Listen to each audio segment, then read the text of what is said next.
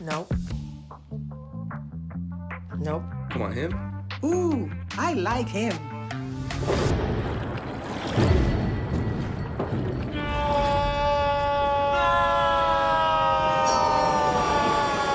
Quick, the quicker picker-upper. Bounty picks up messes quicker, and each sheet is 2 times more absorbent, so you can use less. He's an 8. He's a 9. Bounty, the quicker picker-upper.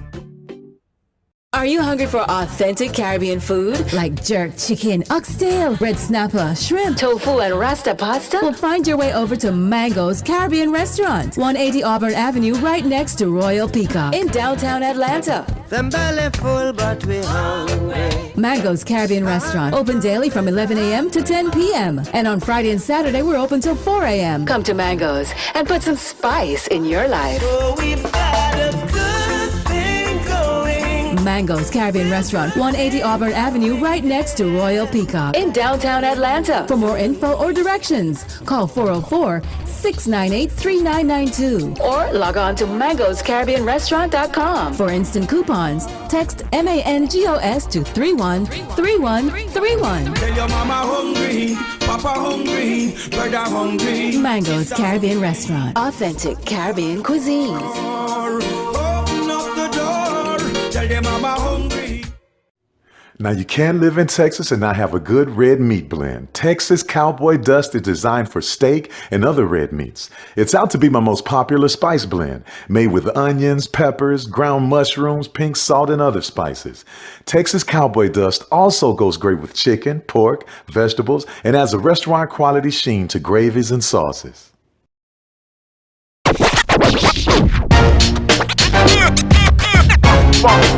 It's like a loop machine. All around town, people trying to get down. Vanilla smoked sea salt seasoning is for seafood. The tarragon and fennel bring out the natural sweetness in seafood. I also use it in rice dishes, on yams, asparagus, blueberry pancakes, and believe it or not, chocolate chip cookies. Vanilla smoked sea salt adds a salty and savory component to sweet dishes that create a symphony for the tongue. For 200 years, Montgomery, Alabama has been making history by people who had the courage to stand up for change. Today, this riverfront city has been reborn, embracing the past and looking forward to the future. From the National Memorial for Peace and Justice to the stage of the Alabama Shakespeare Festival, this is where history was and is made. We are proud to call Montgomery home, and together, we can be the change. It's never too early to plant the seed, to share the tradition, and instill a sense of pride in your HBCU with your little ones. HBCU Pride and Joy Children's Boutique helps you share your school spirit with a wide selection of adorable kids' apparel and accessories officially licensed from your favorite HBCU. Visit hbcupridejoy.com and follow us on all social media at HBCU Pride Joy on Facebook and Twitter.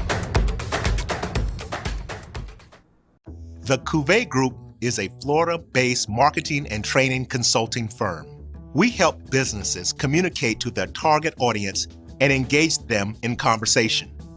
We also help to expand their audiences, which will ultimately result in growth for those organizations. In addition to being a certified constant contact specialist, my colleagues and I are also certified in John Maxwell Leadership Principles. We use these proven principles to conduct workshops, training, and private coaching sessions for individuals and companies looking to take things to the next level. Contact us to schedule a free consultation. Issues today, don't delay, call Cuvée. Q Time is our classic Atlanta soul food restaurant located in the historic West End. Q Time Soul Food is a family business started by Fred and Christine Crenshaw. Come on in, relax, and sink your chops into our tantalizing, mouth-watering, distinctive soul food with a twist, the Q Time way. 1120 Ralph David Abernathy Boulevard, or call your order in at 404-758-2881. Do you miss your mama's cooking? Then come on down to Q Time, an Urban Passport member.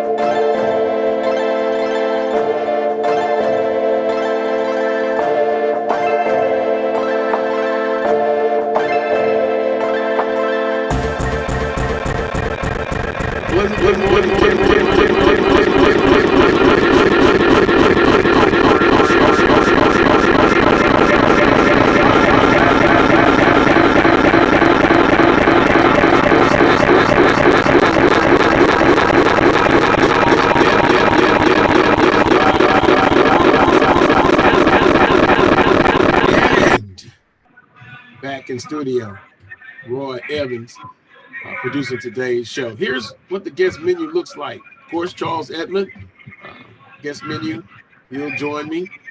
Also, after Charles Edmond, will be Jim Kleinpeter. He covers Southern University athletics for the Advocate. Then Ossie Clark of the Grambling State Radio Network. Then we'll be joined by Brandon B.J. Jones of Inside HBCU Football. And then last but not least, Rod Walker of the New Orleans Advocate. We'll kind of mix it up a little bit, talk a little New Orleans Saints and NFL. Let me say good morning to Charles Edmond as he's prepared to join us. Charles, good morning. Good morning, Carlos. How are you? Well, I'm okay, but I could be happier. We're going to have some discussions on the show, and I'm going to try to promise to be calm, cool, and collect. You don't think I'll be able to do it? After that Bayou Classic, I think people are still pulling their hair out. And if you don't have any hair left, I don't either. And that was a hair puller if you're a Jaguar fan. Just frustrating for sure. Yeah, I mean, what else can I do? Shave my eyebrows? I don't know, but let's just get right into it. The Jaguars, a losing season. It was guaranteed a losing season, even if they won the football game. And, Charles, we both predicted that Southern would win, although we said Grambling State was going to be a tough out. Let me do this. Congratulations to Coach T. Graves, affectionately known as Coach T, and to the G-Men, Grambling State.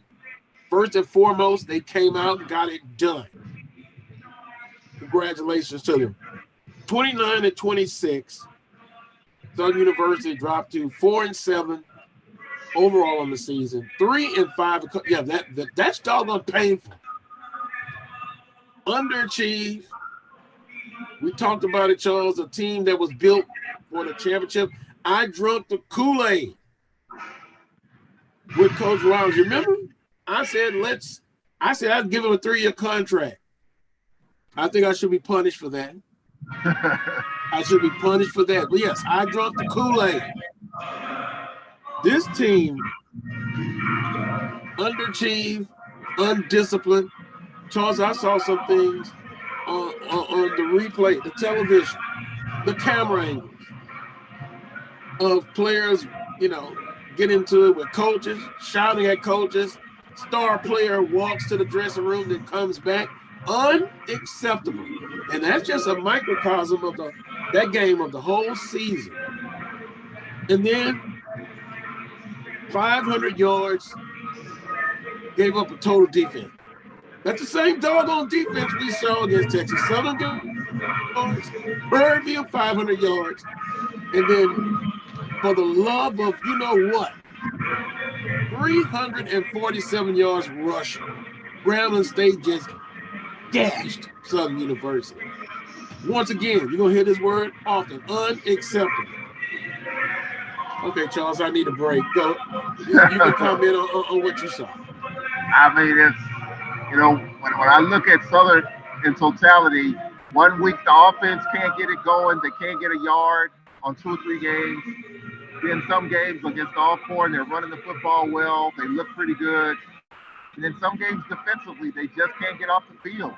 I mean, so, and even what you talked about, and I didn't see it on some of the replays, but you saw it obviously, some of the off the field stuff, you can't get into it with your coaches. I know it's a competitive sport, the adrenaline's flowing, but you can't have that. So it's a season that came apart at the seams slowly but surely. It reared its ugly head at the end. And something has to be done. And we talked about it last week. What do you do if you're the Jaguar Nation or if you're the Southern administration? What do? Do you wipe the slate clean and start over? You're hearing names out there. And I can say this, if it's not Coach Rollins, or even if it is, this Jaguar team is going to look totally different in the offseason. There's going to be some house cleaning, whether there's a new coach or not. There's going to be some house cleaning, and probably needs to be. So with that, you're gonna have to deal with that. But it's definitely a disappointing season. I had Southern winning the game because I felt like they had the more experienced team going in the Bayou Classic with Skelton and McDaniel. I thought the defense would get some stops. But what Grambling did running the football was just unbelievable. I mean, ground and pound. They just ran it down Southern's throat in that last drive. You saw no indication that Southern was going to get off the field at all. And then, so as a SWAC fan, I didn't have a dog in the fight. I thought Southern would win the game because of the experience. But Grambling was fighting for dear old Grambling. And you saw that. And they found a way to win the game. Disappointing if you're a Jaguar fan, to say the least. Yeah. Grambling State, 500 yards of total offense. Had 70 plays, ran for the line of scrimmage. Averaged 7.1 yards per play. That's almost a first down every play. Net yards rushing, of course I mentioned it, Grambling 347, Southern 241. Well, Southern did what they had been doing all season, basically running the football. But if you're just brutally honest, to me, I'm just used to a Southern team that has always been balanced. You can go to the Eric Randall, Austin Howard, Dre Joseph, they've always had a balanced offense. Can you honestly say that this offense is balanced right now? And I understand everybody saying, well, they didn't run it enough sometimes. But when you went up against a competitive, competent defensive team that could throw down Southern's rushing attack, were you confident enough for Southern University to be able to pass the football consistently? They did not.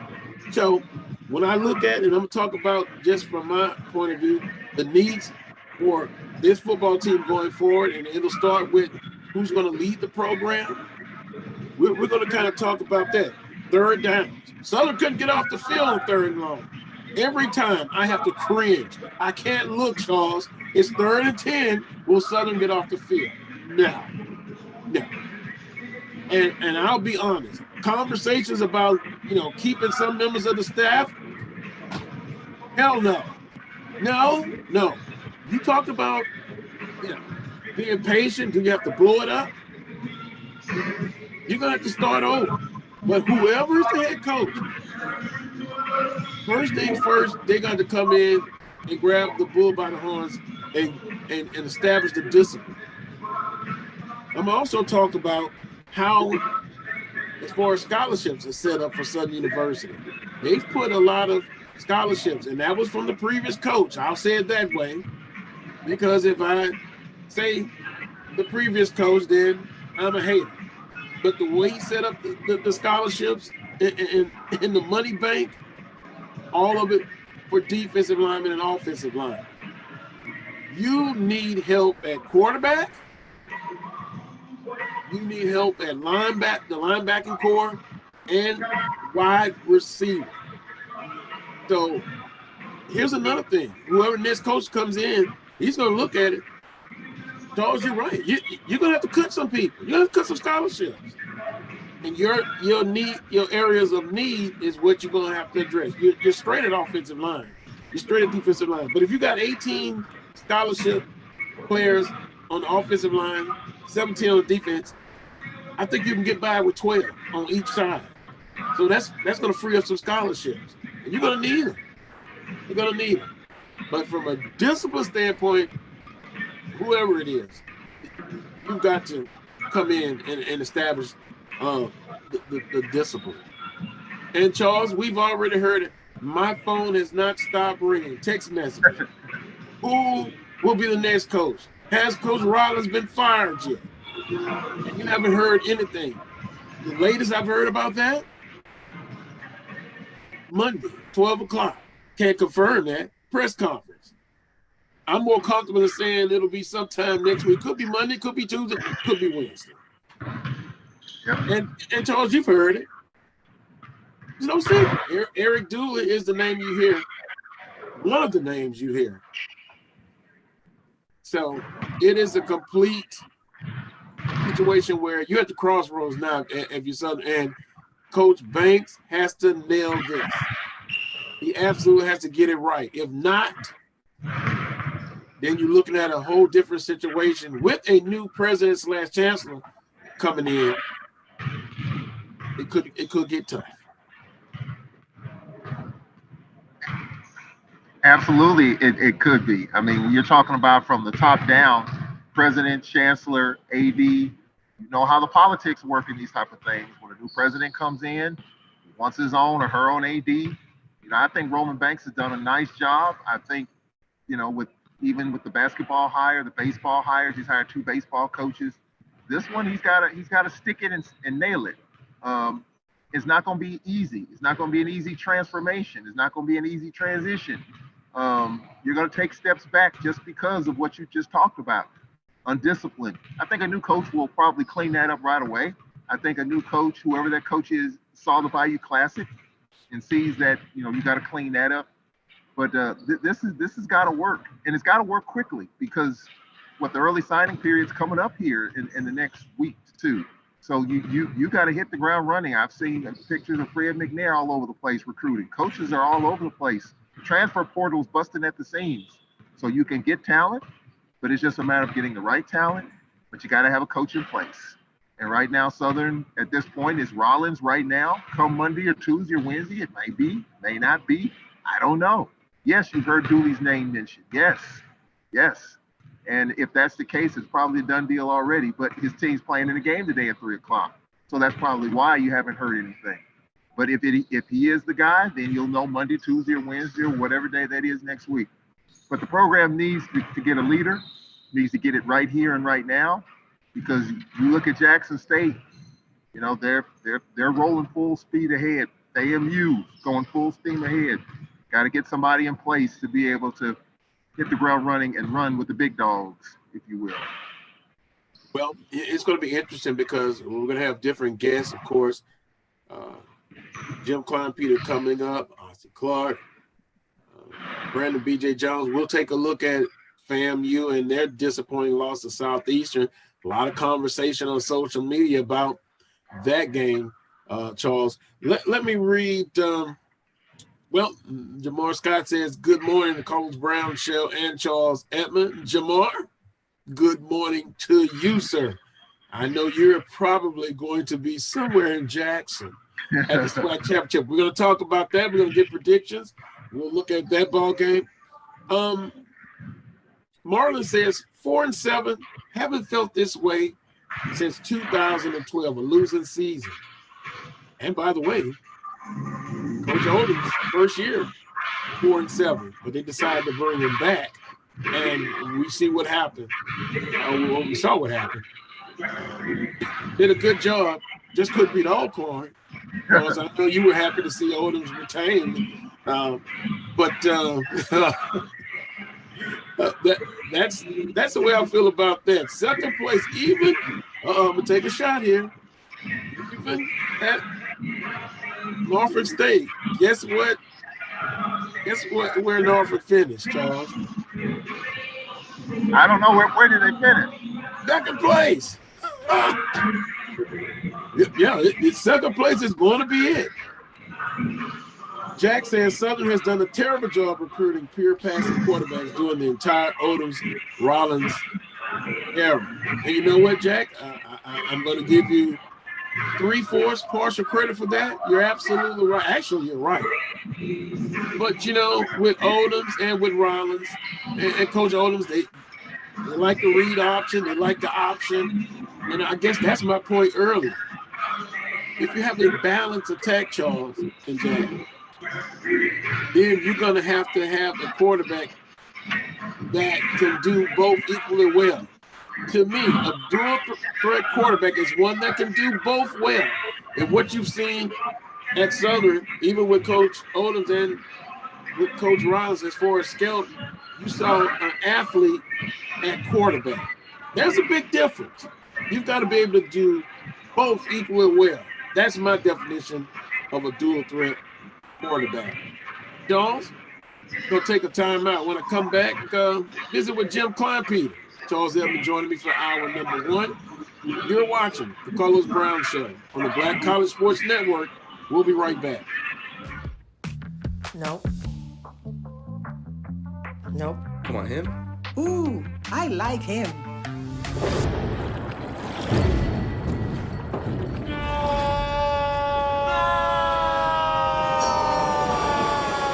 Quick, the quicker picker-upper.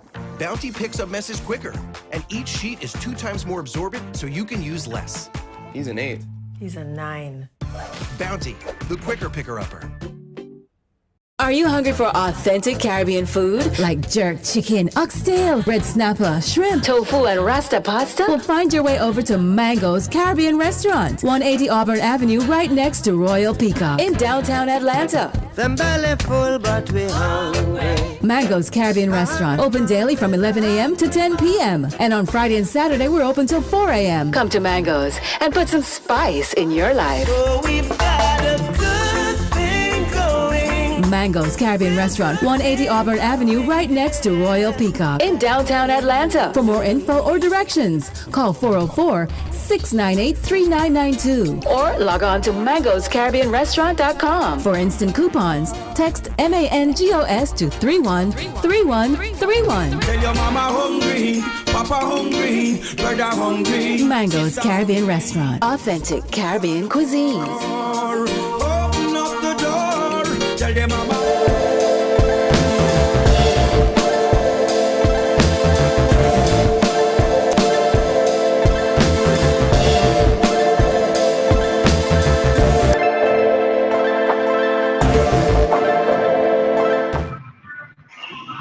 Welcome back to this week's edition of the Carlos Brown Show, right here on the Black College Sports Network. Charles Edmond joined me in the opening of the show. Now I'm going to visit with Jim Kleinpeter. Jim, good morning to you. Good morning, Carlos. You doing okay, Jim? Yeah, you let me sleep late today. Well, that's a good thing with Jim. We're going to get your analysis of the 2021 edition of the Southern University football team, but I got to ask you, has your phone been ringing or text messages about what's going to happen with the football coach? Oh, unbelievable. Well, I've been texting. I've been trying to find out. I haven't been able to get Roman Banks on the phone, but I believe he may be waiting until after the SWAC championship game and maybe wants to make an announcement all at one time, but he won't confirm whether or not Jason Rollins will be back. And I think it's pretty obvious that he won't. So I don't know. We're on his timeline. We're on his clock. So I guess we'll just have to wait. Well, don't feel bad. He's not answering my text message. Nobody. But I still have a source. And yeah, you know,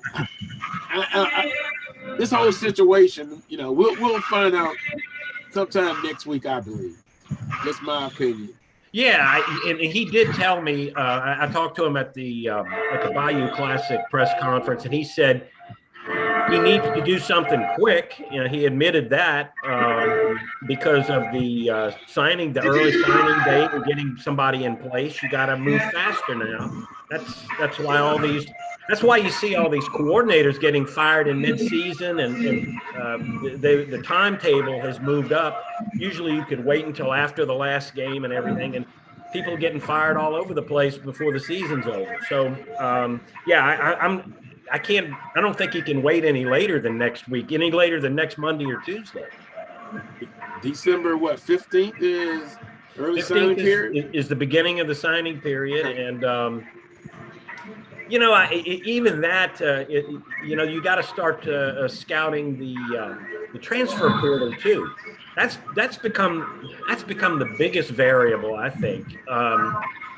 Once you know who your incoming freshman class is, then you go straight to the transfer portal and you start trying to fill gaps. You start looking for somebody where you got a graduating senior you know is not coming back, and you start trying to cherry pick people to fill gaps that you know you're going to have next year. Well, and then you also, another thing, you have commitments, and you would like to say commitments commit to playing for the university, but they also have a relationship with the coach, right? Yeah, and yeah, I don't know. I'm not really sure how that works sometimes. I think different coaches have different philosophies about that. Some coaches, especially if they're moving on to another school, try to take recruits with them, and some coach, I think Jason would probably tell him to come to Southern. He's that type of guy. If he's recruiting them to Southern, he'd say sign with Southern. I don't think he knows where he's going to be. I think it would be unlikely that he'd stay on staff, though it's not impossible, because the coaching fraternity, some of them have the philosophy of cleaning house, and some have the philosophy, let me bring back people that can help me maintain what they've got going. But when somebody's been a head coach, I don't think you keep somebody who's been an interim head coach. So he might be moving on. Well, with that being said, and once again, we'll find out Monday next week. Yeah. Jim, this season, 4-7 overall, 3-5 in the conference.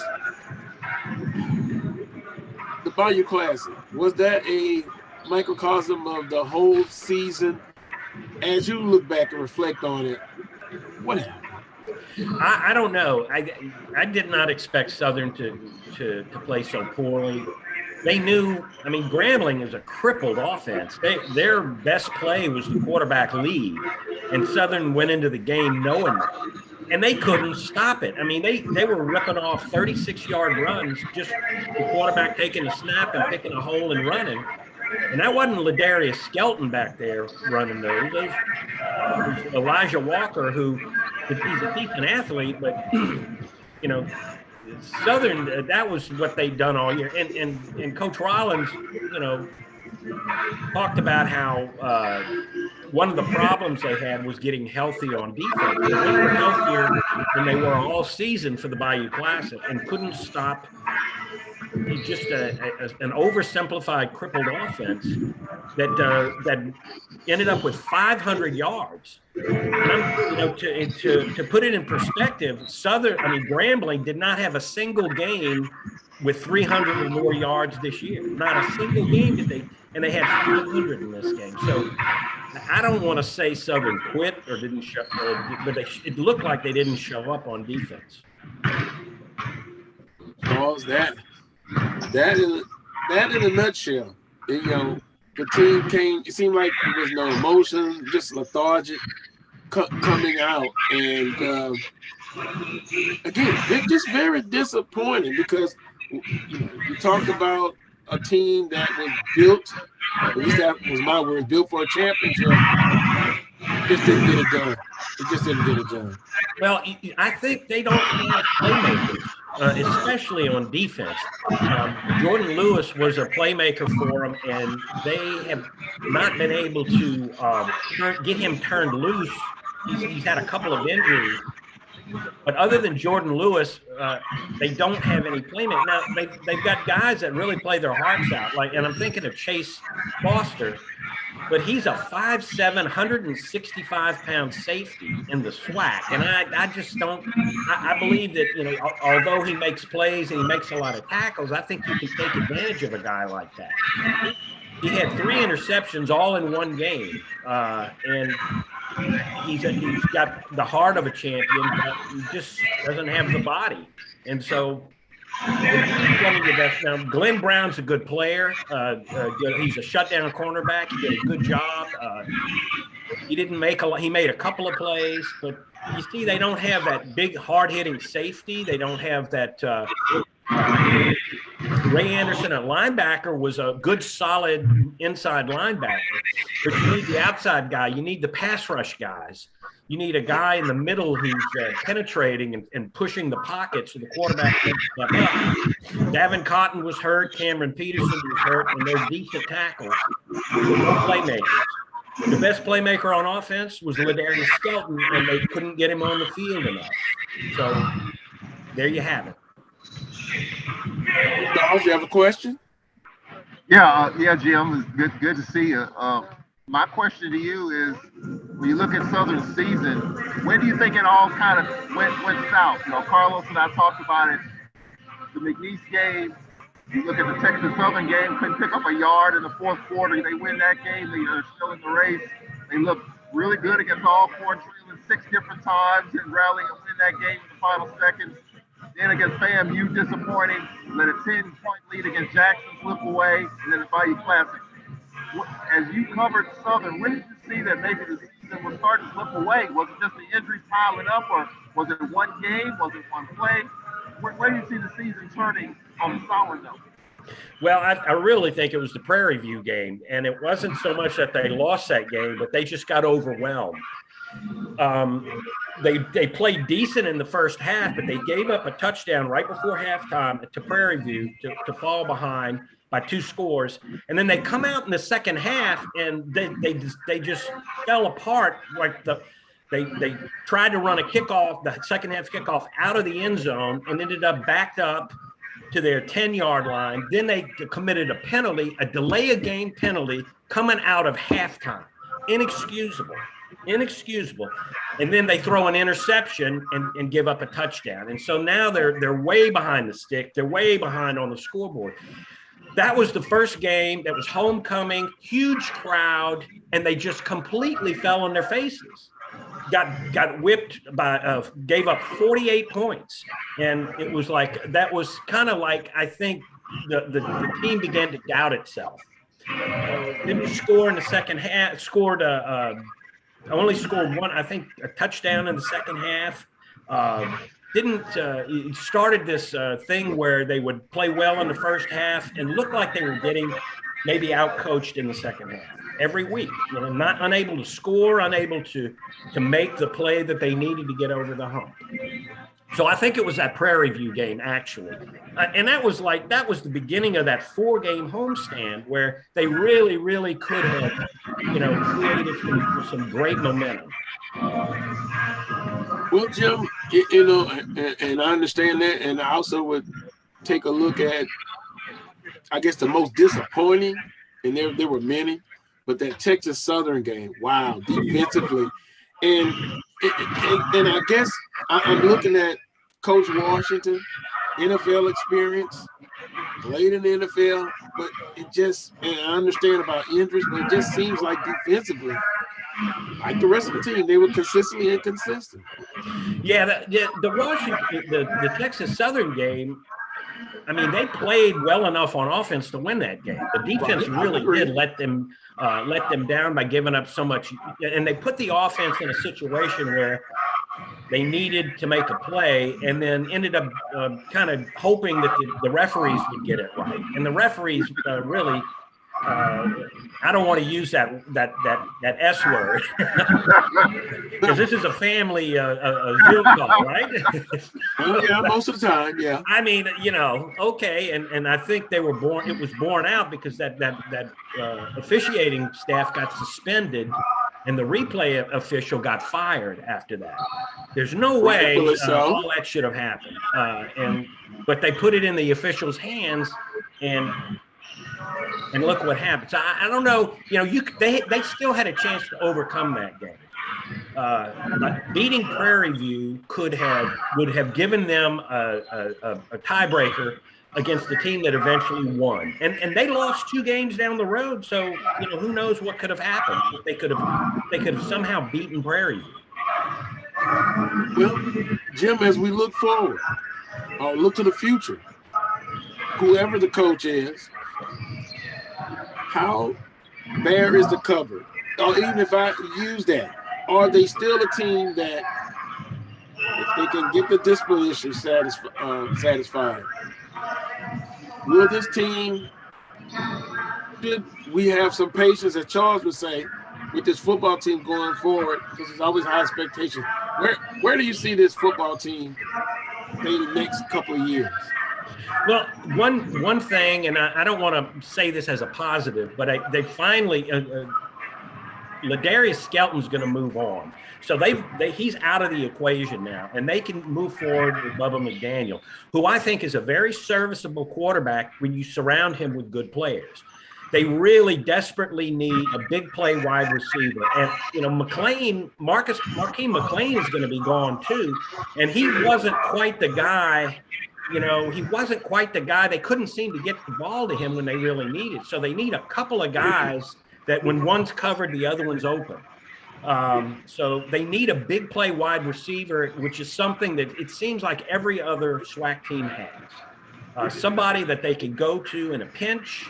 And somebody that is a threat, somebody that will make the defense expand their coverage, back their safeties up, and give them room to operate. Because Bubba can throw the ball. He's a good quarterback, and he's got decent running skills. They can run him occasionally. They can, you know, he scrambles out of trouble. He handles himself in the pocket much better than Ladarius.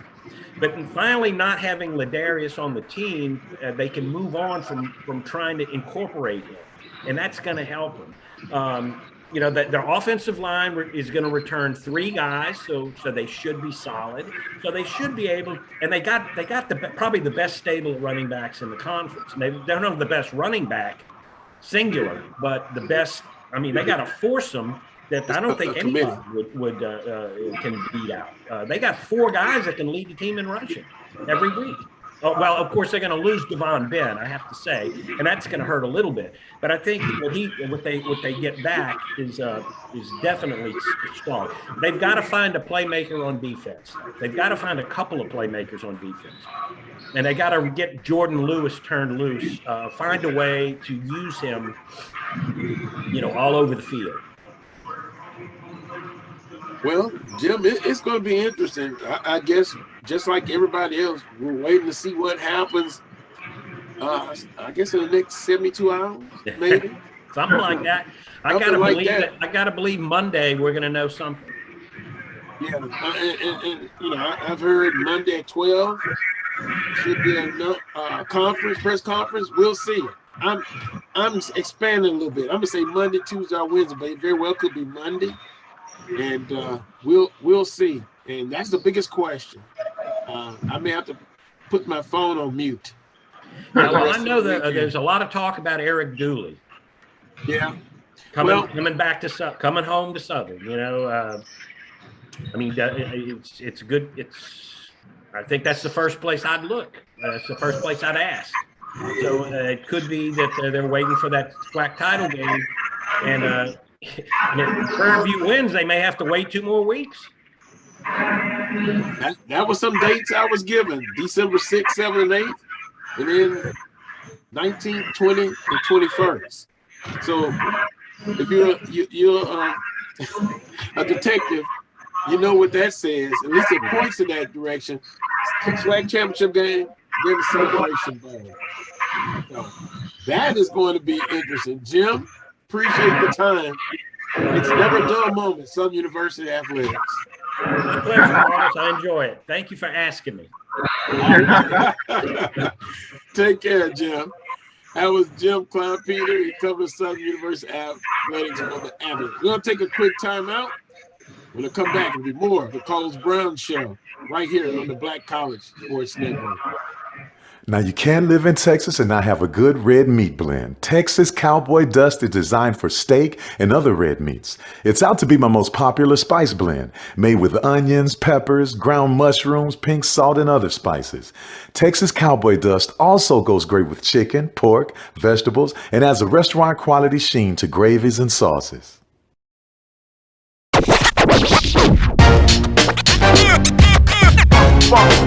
It's like a loot machine. All around town, people trying to get down. Vanilla smoked sea salt seasoning is for seafood. The tarragon and fennel bring out the natural sweetness in seafood. I also use it in rice dishes, on yams, asparagus, blueberry pancakes, and believe it or not, chocolate chip cookies. Vanilla smoked sea salt adds a salty and savory component to sweet dishes that create a symphony for the tongue. For For 200 years, Montgomery, Alabama has been making history by people who had the courage to stand up for change.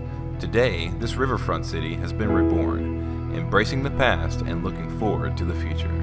From the National Memorial for Peace and Justice to the stage of the Alabama Shakespeare Festival, this is where history was and is made. We are proud to call Montgomery home, and together, we can be the change. It's never too early to plant the seed, to share the tradition, and instill a sense of pride.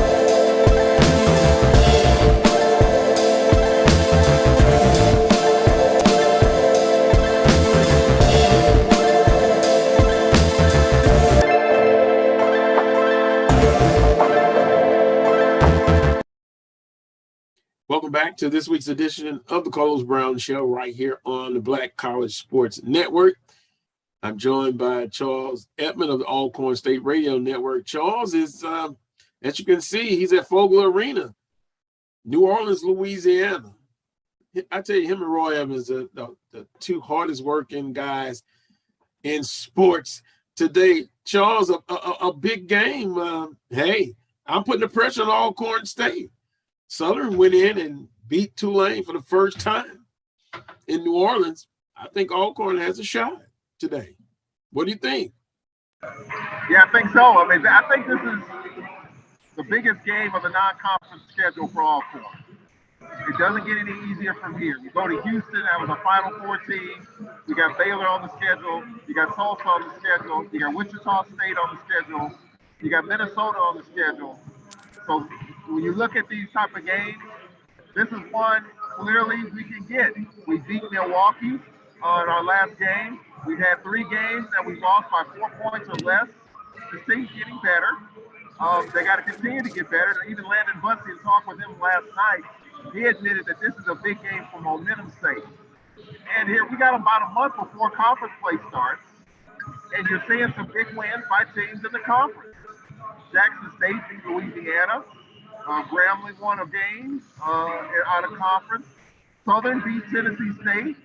Southern beat the Tulane team.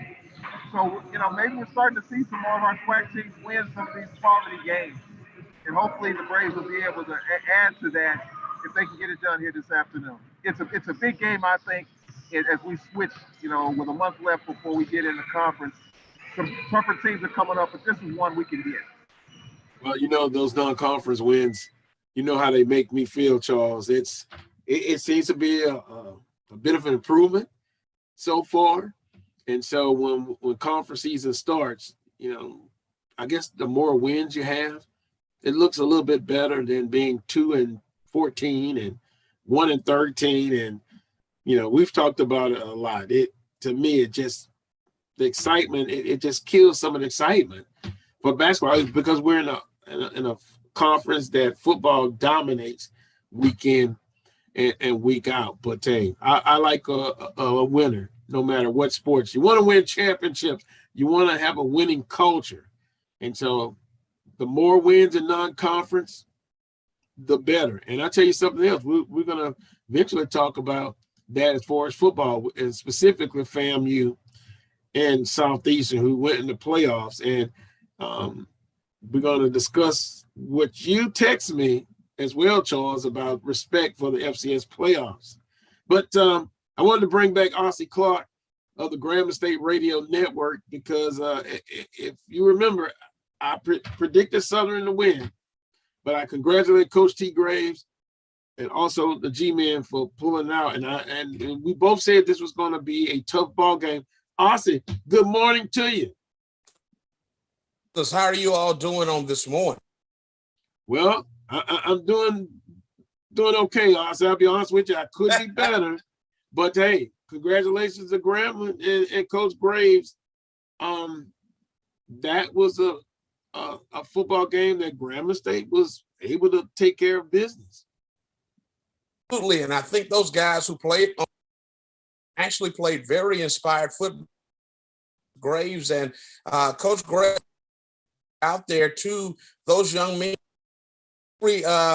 all this year, one trial after another, one after another. And Carlos, One of the things that I actually wrote on my scratch piece of paper in the third quarter game, and it may have been 5.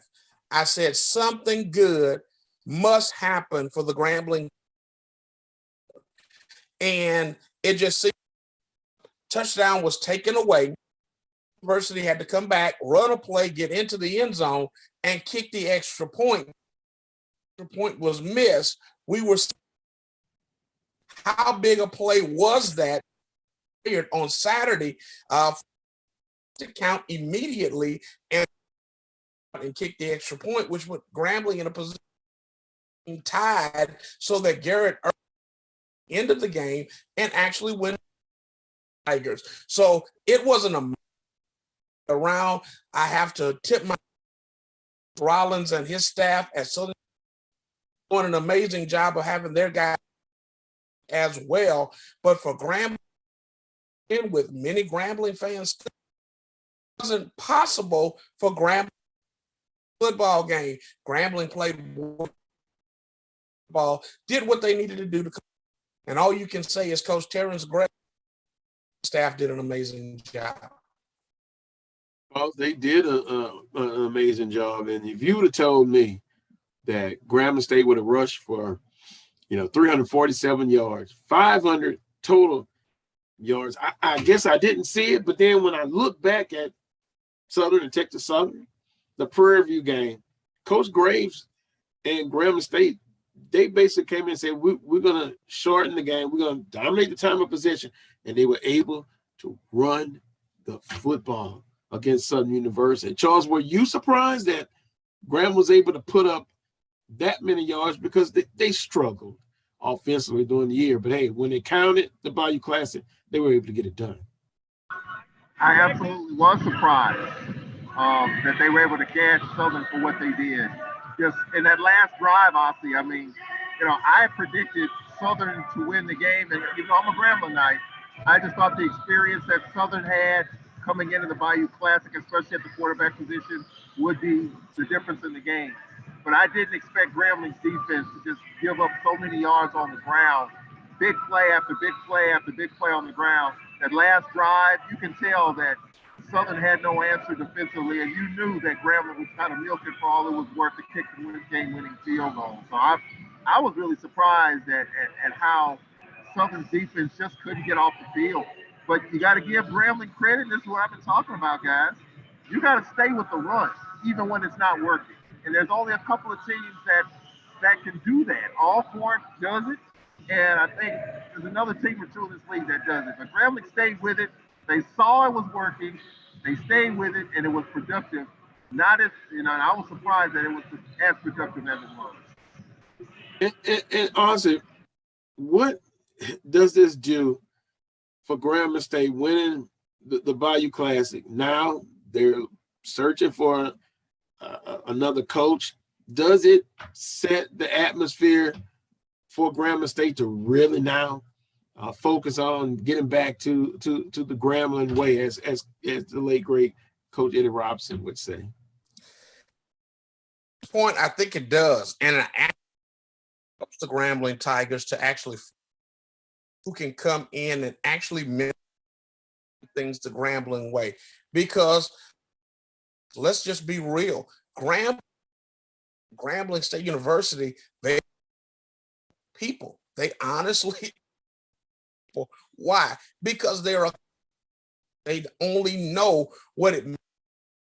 And when Grambling has bad season, something for the entire community, for the university, it does the entire team. And so right now, on a high note, actually look at recruiting from a different coach may be it help in the process of actually who's the right person for.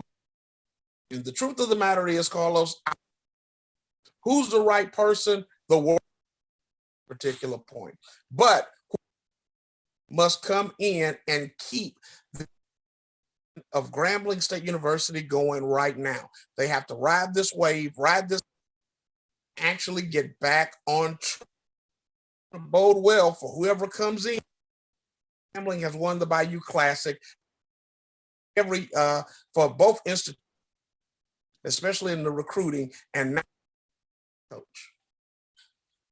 When do you believe that the time frame will be? We've talked about with Southern situation and an important date is December the 15th.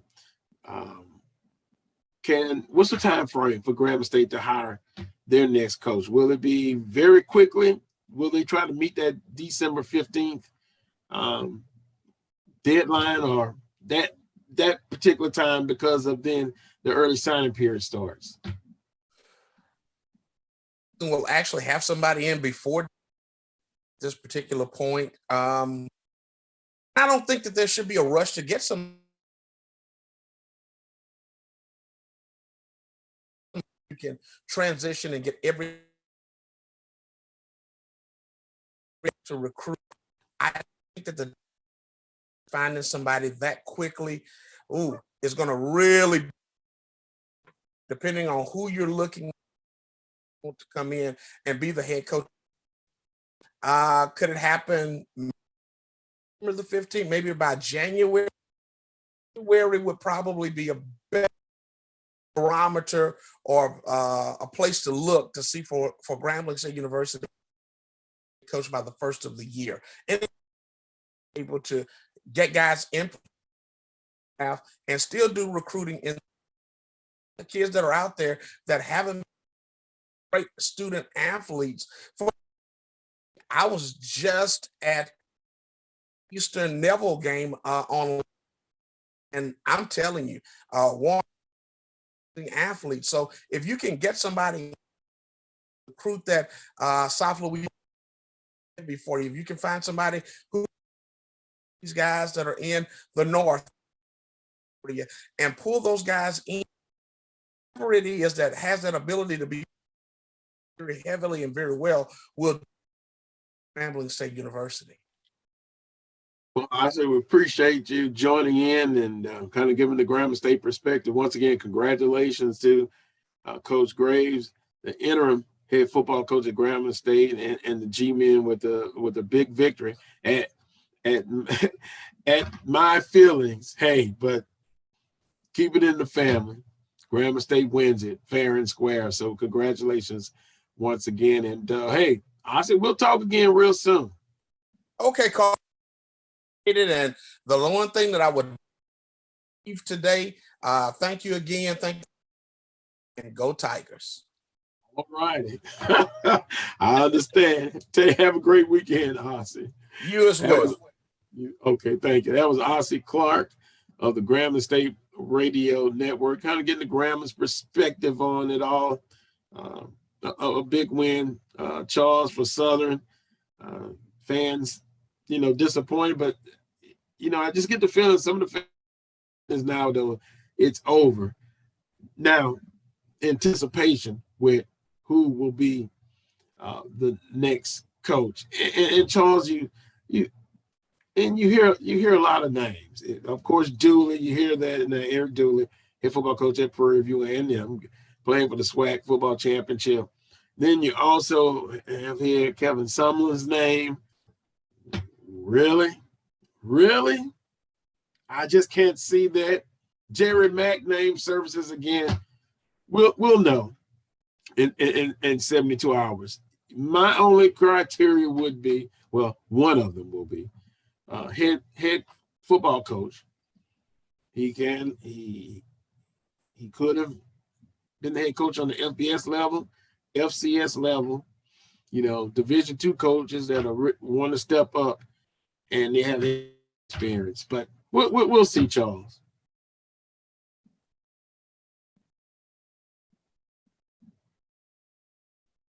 I don't think Charles has forgot to turn your mic up, Charles. Unmuted. Yeah, I'll say this. Go. Yeah, I'm sorry. I think if Southern's next head coach was already, if their season was done, he would have been named already. I think it's pretty obvious to me. I mean, because teams are naming coaches left and right as the pieces are moving around. So I think it kind of narrows it down, kind of narrows the field in terms of who Southern is looking at. If that coach was available, if he was, if he moved on from his other job, another position to Southern, he would have been named already. So, and the dates that you talked about this week, or maybe after the 19th, that means what? After the championship and or the Celebration Bowl? What does that tell you? I think that tells you a whole lot about Southern's situation. But what Ossie Clark said is interesting with Grambling situation. He was kind of talking about waiting. That's interesting. How you would want to wait until after the first of the year. I'm not feeling that one. As a Grambling Knight myself, I think with the early signing period, I know the portal's going to be there. It's busted at the seams. But you want to get somebody in place because you don't want to waste that early signing period. It's a good opportunity to get some good talent at this time. And, maybe Grambling already has some of that sold up, so maybe they feel like they can wait a little while longer to get a coach. But I wouldn't, because the level of competition in this conference, Dion is hitting the ground running. Simmons is hitting the ground running. McNair's hitting the ground running. You don't want to do that. You don't want to wait. Yeah, I would agree. We've got you for, 8 more minutes. So, SWAC championship game. Prairie View, of course, Jackson State on their home field. 3 p.m. Central Standard Time start on ESPN 2, I believe. Who do you like in this ball game? I like Jackson State, mainly because they're at home. We've seen, this is the third year in which we've had championship game played on campus. Of course, Alcorn and Southern, first 2 cracks at it. It's an advantage playing at home. You work hard, you work your tail off to play a championship game at home. And Jackson plays well at home, albeit they've been tested. Texas Southern, Bama State, Alcorn, they've been tested, but Jackson has found a way to make plays. It's the battle between a veteran quarterback and pass, a Louisville transfer, versus a freshman in Shedeur Sanders. If Prairie View can make Shedeur Sanders a freshman and force him into those mistakes, I think Prairie View wins the game. If not, and we saw that with the Southern game, you got to get home, you got to get to Sanders, you got to rattle him. If that doesn't happen, I think Jackson's going to win the game. You don't know what Prairie View team's going to show up. I mean, they haven't played well in the last month. Starting with that Bama State game. They were down, rallied in the second half to beat Bama State. Didn't play well against Alcorn until they were down big. Take the Texas A&M game out of it, but the Valley game, some would say that Dooley rested people. But Prairie View hasn't been Prairie View in the last month of change. If that Prairie View team shows up today, they're going to get blown off the field.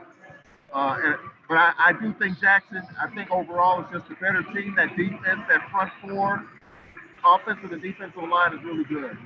I think Jackson State's going to win the game. I think it's going to be 31-21 Jackson State. Well, if we look at offensively, if we had our box up on the screen and we have on offense, check mark goes to Jackson State or Prairie View A&M. Prairie View A&M offensively, when they're clicking, when they're playing well, they are truly a balanced football team offensively. Now, they'll be going up against the best defensive team in the conference, and you say the conference, but could say in FCS. So it's going to be interesting. During the weekly press conference, Coach Sanders talked about no disrespect to pass, but they're going to touch him. They're going to lay hands on him, and they're going to try to get to Mr. Pass. But just on offense to offense, the most balanced team is actually Prairie View. Now, defensively, of course, you can put a big check mark, albeit Prairie View A&M has improved from years past. No doubt about it. Jackson State is the better defense team. So, Charles, it's going to be interesting to see the matchup between Prairie View's offense that is balanced going against Jackson State's front seven. And really and truthfully, that's one of the factors, but that's the main factor for me. And then, two, I think Prairie View A&M has to get off to a good start. The last few games during this loser streak, throw out Texas A&M as you stated. But they're going to have to get off to a good start. They got to start fast. And they want to control tempo. And then from the coach's standpoint, Coach Dooley has been at Prairie View, 4 years? A veteran of the Southwestern Athletic Conference. Coach Sanders, no head coach experience on the collegiate level, but has a tremendous staff around him. So those are intangibles as far as coaching. What do you think about special teams, Charles? Warren Newman on special teams, both punt kickoff returns for Jackson State is terrific. He had like a 41-yard punt return against Alcorn. The ball went over his head. He got it. 41-yard punt return. Now, they didn't score on that drive, but Jackson State's special teams punt kickoff return is pretty good. And if Prairie View doesn't button that up easily, that's going to flip the field, and you don't want to give that offense a short field. So I think that's going to be a huge deal. Now, Coach Sanders talked about his kicking game. You know, in this big game, 50,000 people in the stadium, you're playing for all the marbles. Jackson State's kicking game can't go south. Because Coach Sanders has talked about that, especially on field goals and PAT attempts. So I think, you know, that's going to be the key. On one hand, Prairie View's punt kickoff coverage, and then Jackson State's kicking game overall. That, you know, that could very well determine the outcome of the game. Well, I'm going to predict, and some of my predictions have been, I guess I've been up and down, consistently inconsistent as well, but I just believe Jackson State gets it done, you know, and hey, everybody knows how I feel about that rivalry between Southern University and Jackson State, but you have to give credit where credit is due. They've been very consistent. Defensively, they've been very, very good. And you know what the scary thing is? If Jackson State consistently were able to get a running game going, they would be even more devastating offensively. But Prairie View is going to have to try to get to Sanders. They're going to have to do it. And once again, Prairie View, when they're clicking and rolling, they can score points. We've seen it. I remember that Alcorn State game, getting down, getting behind by a big number, and then coming all the way back. If not for a fumble at Alcorn's 12, 13-yard line, they have a chance to win the football game. But I believe Jackson State will get it done. They're at home. Should be 50,000 plus in the SWAC championship. So that's my prediction. Quickly, Charles, FAMU and Southeastern, you know, there was an incident in the stands, some foul language used, and I'm being nice about that. But on the field, I just thought FAMU, I use a basketball analogy. You don't want to play up tempo.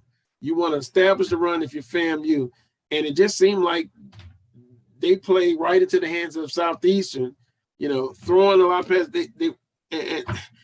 They should have ran the football and stuck with it and tried to have some success with that and keep the explosive offense of Southeastern off the field. But they played right into Southeastern's hand, and they lost the ball game. Yeah, I mean, I was really excited for the matchup. I was excited as a SWAC fan to see us back in the FCS playoffs. You know, it's been a while, and I was glad that the commissioner was able to make that happen for the conference. Disappointed in FAMU, yes.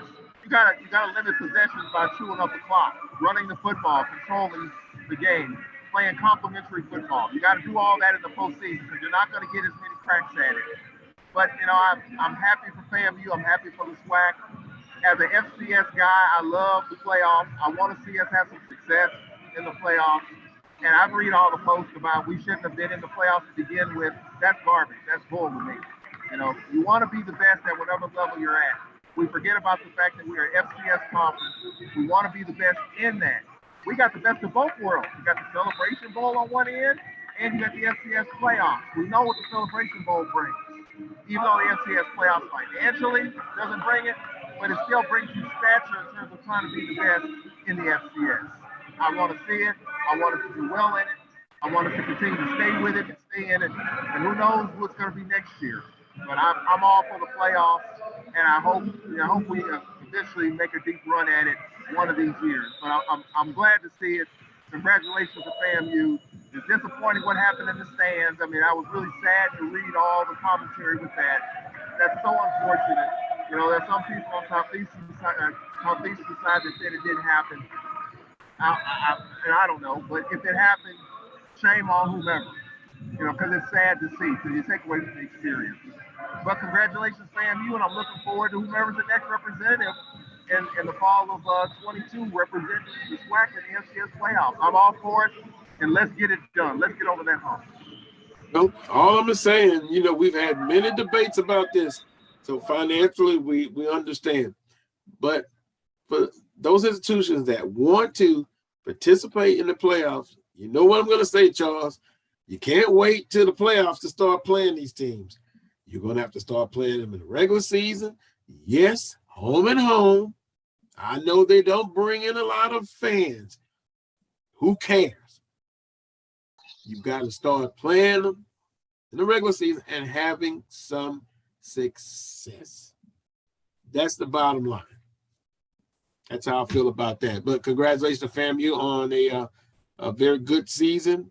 I'm sure they look back at that Jackson State FAMU game, 1 point. Then the roles could have been switched. And boy, Jackson State against Southeastern. My mind wonders. That defense against the explosive Southeastern offense. Okay, I'll just dream about that tonight, play it out in my mind, and see how that would have turned out. But, hey, Jackson State, congratulations playing for a championship. FAMU, successful season. Charles Southern University, a yucky season. Just yucky. Unacceptable. But, Charles, have a great broadcast. Appreciate you coming in. And we'll talk again next week. All right, Carlos, appreciate it. Should be a good one here. And looking forward to the SWAC football championship game. Yes, sir. Have a good one. That was Charles Edmond of the Alcorn State Radio Network joining me live from New Orleans. Alcorn and Tulane getting ready to play at 1 o'clock, a basketball game. I'm going to take a quick timeout.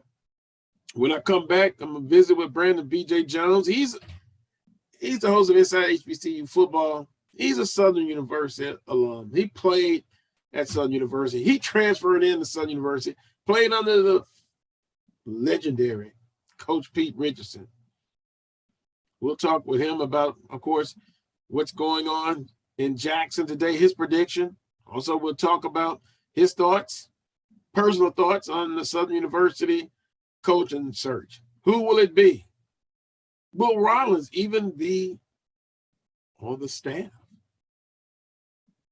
It's never too early to plant the seed, to share the tradition, and instill a sense of pride in your HBCU with your little ones. HBCU Pride and Joy Children's Boutique helps you share your school spirit with a wide selection of adorable kids apparel and accessories officially licensed from your favorite HBCU. Visit hbcupridejoy.com and follow us on all social media at HBCU Pride Joy on Facebook and Twitter. The Cuvée Group is a Florida-based marketing and training consulting firm. We help businesses communicate to their target audience and engage them in conversation. We also help to expand their audiences, which will ultimately result in growth for those organizations. In addition to being a certified constant contact specialist, my colleagues and I are also certified in John Maxwell Leadership Principles. We use these proven principles to conduct workshops, training, and private coaching sessions for individuals and companies looking to take things to the next level. Contact us to schedule a free consultation. Issues today, don't delay, call Cuvée. Q Time is a classic Atlanta soul food restaurant located in the historic West End. Q Time Soul Food is a family business started by Fred and Christine Crenshaw. Come on in, relax, and sink your chops into our tantalizing, mouth-watering, distinctive soul food with a twist, the Q Time way. 1120 Ralph David Abernathy Boulevard, or call your order in at 404-758-2881. Do you miss your mama's cooking? Then come on down to Q Time, an Urban Passport member. Nope. Nope. Come on, him? Ooh, I like him.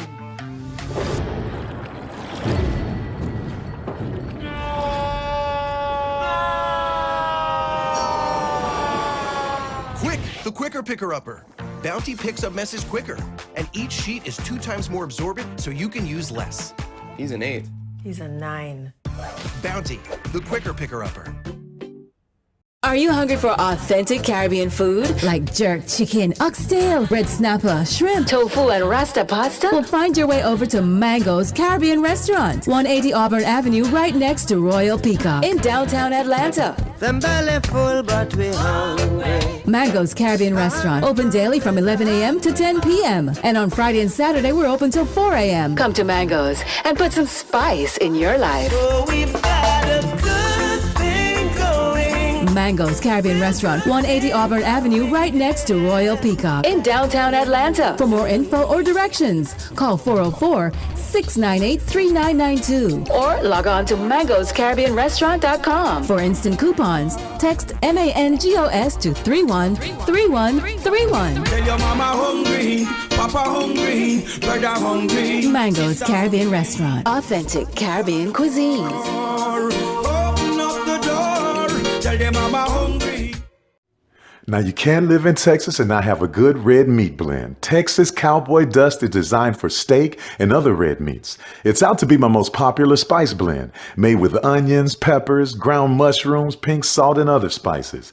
Texas Cowboy Dust also goes great with chicken, pork, vegetables, and adds a restaurant quality sheen to gravies and sauces.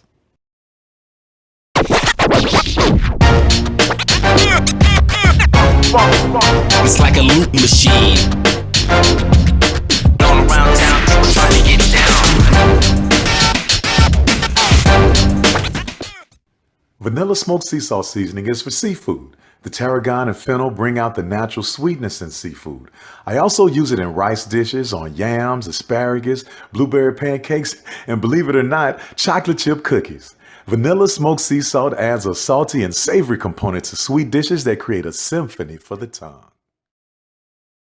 For 200 years, Montgomery, Alabama has been making history by people who had the courage to stand up for change. Today, this riverfront city has been reborn, embracing the past and looking forward to the future. From the National Memorial for Peace and Justice to the stage of the Alabama Shakespeare Festival, this is where history was and is made. We are proud to call Montgomery home, and together, we can be the change.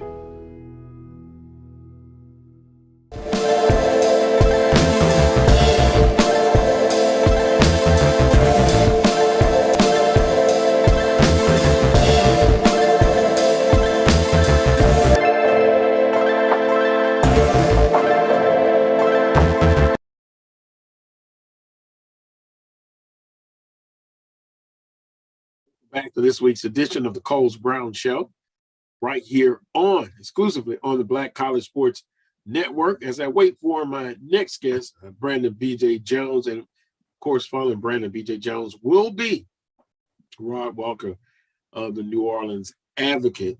He'll join me as well here on the Coles Brown Show.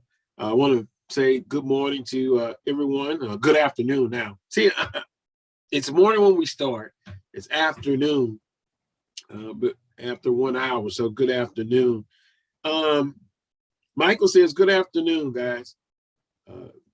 D. Jackson State will have no problem defeating Prairie View. On another note, the Southwest Athletic Conference really needs to play more schools like Southeastern during the regular season instead of NAIA, Division III, and other cupcakes. Well, I talked about it in the last segment with Charles.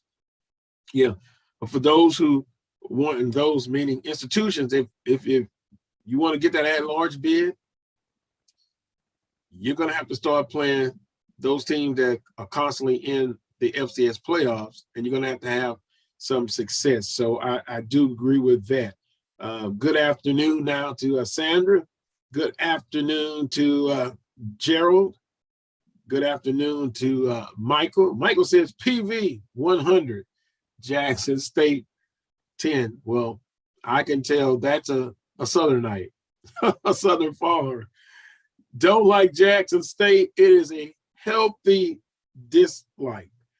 Kyle says, any updates on the Southern University coaching search?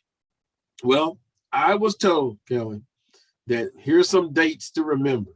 The day is December the 4th. 6th, 7th, and 8th is what I was told. Now I hear a press conference scheduled for Monday at noon. And so the dates that I was told from my inside source, you know that word, source, inside source, December 6th, 7th, and 8th. Then he gave me some other dates, December 19th, 20th, and 21st. Now, what do those dates mean? SWAC championship is today, Prairie View and Jackson State. Then the Celebration Bowl is over with on December 19th, 20th, 21st. So if you put 2 and 2 together, one would say it's Coach Dooley. Now, let me add this too. Again, as I wait for Brandon B.J. Jones, Grambling State is hired a firm. They're looking for a coach, and so Eric Dooley's name is it's the name that you hear. Also, some of my other colleagues have mentioned Kevin Sumlin, who was the head football coach at Houston, who was the head football coach at Texas A&M.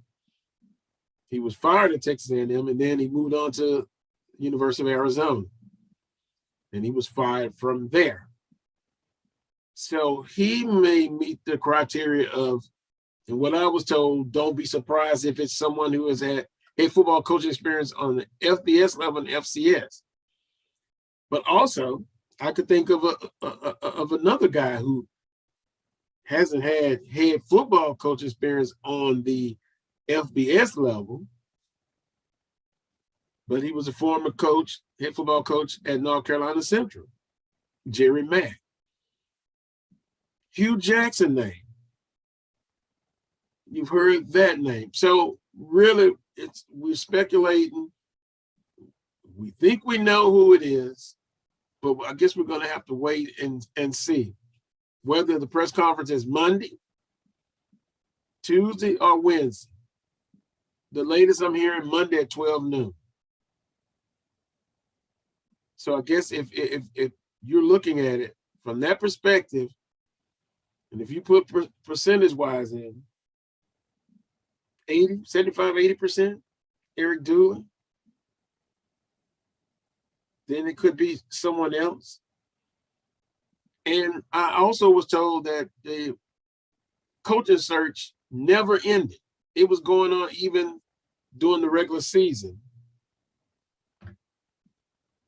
Here's Marlon says someone has to be really desperate to be interested. Look at a criteria, and I've also been told that Southern is going to up the ante as far as what they're willing to pay. That's also from a source. From $250,000, $260,000 to $350,000. I would think, where are they going to get that extra $100,000 or $90,000? I know that they have projects that are scheduled to start. Starting those projects in the athletic department across the campus. But what time frame you're looking at? Some projects they'll be able to start, I guess, within 18 months or less. Some are going to be, a longer range to get completed. But if completed and if done, even in that time frame, that's going to really help out. New dorms, indoor practice facility, parking garage. It's going to be great. It's going to be great. But back to the football search, that's the latest. And I thought about something else, and I just want to bring this up. Don't kill the messenger, okay? You remember when Coach Stump Mitchell, and I put it in this framework, Coach Mitchell came on and he kept one person from the previous staff. You remember who that was? That was Coach Eric Dooley. And in some cases, a new coach will keep one person sometimes two, to kind of have that be that liaison between you have commitments that have committed. And that's why I asked the question earlier. And I'll direct this to BJ as well, BJ Jones. You have student athletes who have committed. They haven't signed, but they've committed to Southern University. Was it because of the school itself, the coach and the staff, or was it a combination, or was it both factors? And so do you keep someone on to be that go-between guy between the previous staff only because of the commitments that you have? Or do you say, no, you wipe the slate clean, we'll still go after those commitments and try to sell the university and the football program? So all of this is a domino effect. When they're able to announce a coach, then we'll be able to see what is going to happen then, as far as when they get it done, when they announce it. But with this Southern University football team, and you've seen it, team undisciplined, underachieved. The football team in the second half had problems scoring, one-dimensional. And by the way, Jericho Carter, best of luck. He's going to move on from Southern University and try to make it to the next level in the NFL. I think he has a shot to be drafted, just my humble opinion. But offensive line, defensive line, as it was told to me, the way Odom's had it set up, he had, and I guess in most cases, you may have 12 offensive linemen on scholarship, 12 defensive linemen on scholarship. It was heavily scholarship players to offensive, defensive line. And what I was told, 18 offensive linemen on scholarship, 17 on defense. And so you need, and the next coach comes in, he's going to have to make some tough decisions. He's going to have to come in and look at it. You're deficient, in my humble opinion. I understood what Jim said. Kleinpeter, my other guest, my first guest. But you need help from a wide receiver standpoint. I still think you have to bring in some quarterbacks. You got Blood and Boney. Hadn't seen the field. You see him at practice. They're back. You definitely need to upgrade at the linebacker position. And then, I don't know if it was just me, but that Value Classic, I saw a lot of the back of the jerseys of the defensive backs. They were chasing people all. Just wasn't good. So those areas that you're deficient at, I think you're going to have to take a hard look and look at taking some of those scholarships from, if you got 18 offensive linemen, then I think you need to take 6 from there. Take 5 from the defensive line. And when they come in, that's some of the decisions they're going to have to make. And use those scholarships to go after some very desperate areas you need to upgrade. Also, from a team speed on defense, was it me or they just all season? I guess it was more glaring in the Bayou Classic. And I guess some will say other games as well. You need to upgrade your team speed defensively. It's always seemed like you step slow. And did you see number 54? I saw him on several occasions screaming at the sideline like something wasn't right. And he's a defensive lineman, Devin Cotton. Team, you had talent, but if you're not disciplined, if you're undisciplined, it's not going to cut it. That really is not going to cut it. So there you are. Coach Banks has to nail this hire. You can say Southern football is at the crossroads. Everyone is upgrading. Everyone's getting better. You got to get it done. And Charles Edmond talking about blowing up the team is starting over. I don't know about that, but I think you're going to have to be patient. I don't think that the program is this far off, but you just have to get some corrections done. And then one of the most important things, whoever is the head football coach, you've got to have an outstanding staff around you. You got to do it. You got to have it. And then when I'm looking at this Southern University football team offensively, I've stated over the weeks, man,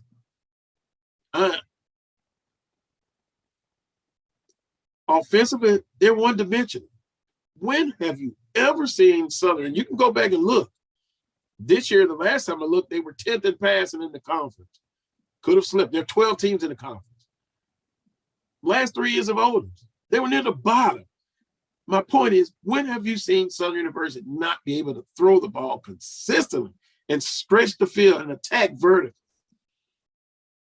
You had a team, you can go back when Eric Randall was a quarterback under Coach Richard. They were a balanced football team. When was the last time you've seen an offense that was really balanced for Southern University? And defensively, you got to be able to play man-to-man sometimes. You just got to. And then tackling in space. Those are some of the things that you see across the board in college football. You just got to get better at it.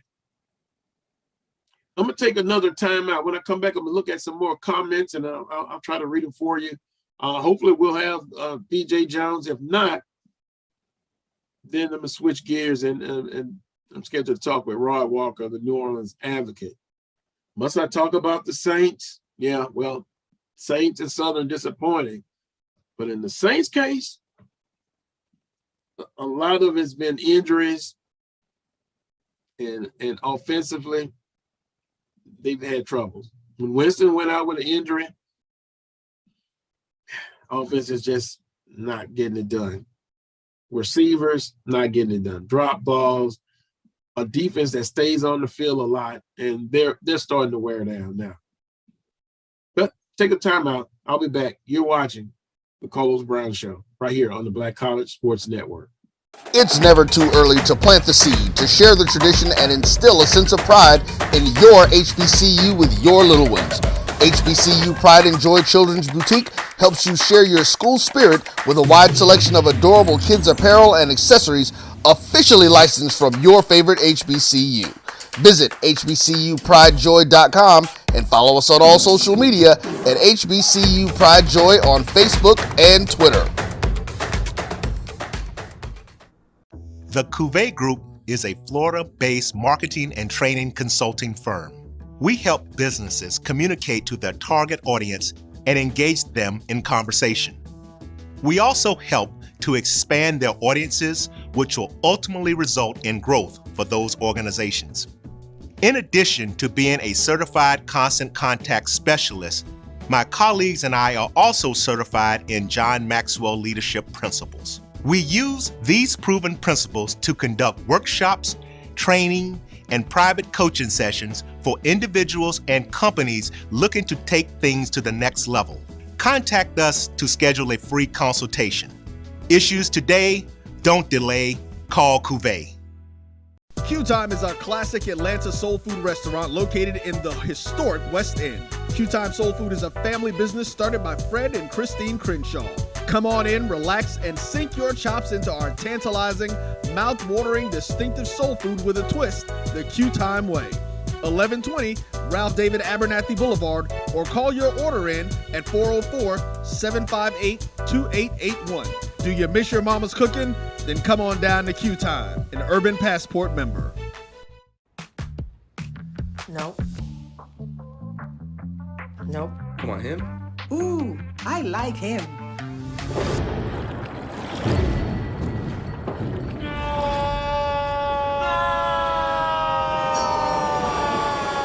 Quick, the quicker picker-upper. Bounty picks up messes quicker, and each sheet is 2 times more absorbent, so you can use less. He's an 8. He's a 9. Bounty, the quicker picker-upper.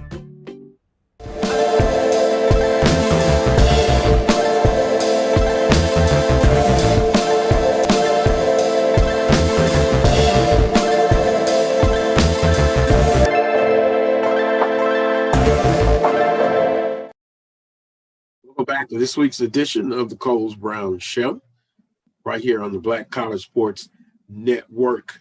Dwight has a interesting question. Is that willingness to increase the pay of the coach and increase in the budget for the coaches, or will the extra money be taken from other areas, such as the funds for the assistant? Quality assistants, especially position coaches, are as important as the head coach. And that's very interesting. What I've been told, they're willing to increase the pay for the head football coach. But now, again, where's that? Where are they going to get that money? You know, is that on the high end? And I know the market says, hey, you had Coach Forbes, former coach at Grambling State. He was making in excess of $300,000. Coach Sanders, plus with his incentives, he's going to be making more. Southern's willingness to increase the pay, where are they going to get it from? And is that what the market is demanding? And then two, Dwight makes a great point. When you look at position coaches, and we talked about it before, I've talked to several present position coaches and former. They need to be paid more. And so you have an entire athletic football budget. If the head coach is making X amount of dollars, I think it doesn't leave as much money for the assistant. Now, the coordinators are paid a little bit better, but the position coaches, you're absolutely right. You got to have quality position coaches and coordinators. So with that being said, where's Southern University going to get that? If what I've been told, if that's correct, then where's that money going to come from? Do they have it already budgeted in? Coach Rollins was making what, $260,000 as an interim tag. So you talk about increasing, if that's the case, from $250 to $350, you look at $100,000. Boy, Mike says hire Ed Ogeron. Wow. I think what is he getting? $17 million to not coach anymore at LSU? Wow. I don't see that happening, Mike. Also, read another comment. Dwight says, we are playing FCS playoff teams. We need to start defeating them if we want to be ranked high enough to be invited to the playoffs and to earn more respect within the FCS. I would agree with that, but I think you're going to have to start playing more of those teams, especially if you want an at-large bid to get in the FCS playoffs. Now, I try to be consistent. I'm no fan of the FCS playoffs because it's not a money maker. It's a money maker for the NCAA, but it's not for the participants. But for those who want to see their teams get into the FCS playoffs, yeah, you got to start playing them in the regular season and having some success. That's the way I look at it. Or is that? I see Rod Walker is, I guess, just about ready to join us. BJ Jones, I don't know what happened with BJ. Must have been something that caused him not to appear on this week's edition of the Coles Brown Show. But to recap quickly, Southern loses to Grambling State in the 48th Annual Bayou Classic, 29-26. Jaguars fall to 4-7 on the season overall, 3-5. That's it. Hey, now the clock is ticking. Will there be a press conference this Monday at 12 noon or Tuesday or Wednesday to announce another coach to lead the program? We talked about the team underachieving. You had tremendous talent, but in some areas we just have to look at it critically. They were deficient. But the next guy who's going to take over for Southern University is going to have his work cut out for him. And guess what? I'm going to have to be patient. I always talk about a grace period and not having a long one. From, I guess, a number 1 to 10, 10 being the best, 1 the lowest, I think Southern's football program, for its talent-wise, 7, 8, somewhere along that line. But no matter how much talent you have, you got to have discipline. And this team underachieved all season. Coach Rollins, some have said, was set up to fail. Taking over a football program 3 months before the regular season, which was fall 2021. You've heard stories of internal problems during the season. All of that's going to have to be cleared and cleared quickly, if you know what I mean. And a Southern football head coaching, no matter what sport, it never should be a head coach comes on with no experience. It's not a job where it's on-the-job training. And then also expectations. That's always going to be high at Southern University.